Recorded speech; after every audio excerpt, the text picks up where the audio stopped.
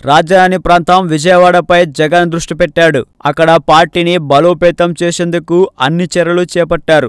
రాజధానిలో చంద్రబాబు కేంద్రీకృతమైన చోట పార్టీ జెండాను ఎగరవేయాలని జగన్ భావిస్తున్నారు.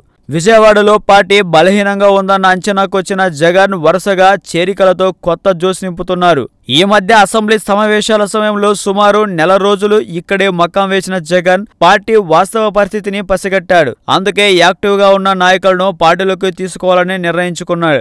ఇప్పటికే మాజీ ఎమ్మెల్యే వెల్లంపల్లి శ్రీనివాస్ ని తీసుకుని సిటీ అధ్యక్షుని కూడా చేశారు. ఇప్పుడు త్వరలో మరో మాజీ ఎమ్మెల్యే మల్లాది విష్ణుని వైసీపీలోకి చేర్చుకునేందుకు జగన్ గ్రీన్ సిగ్నల్ ఇచ్చారట.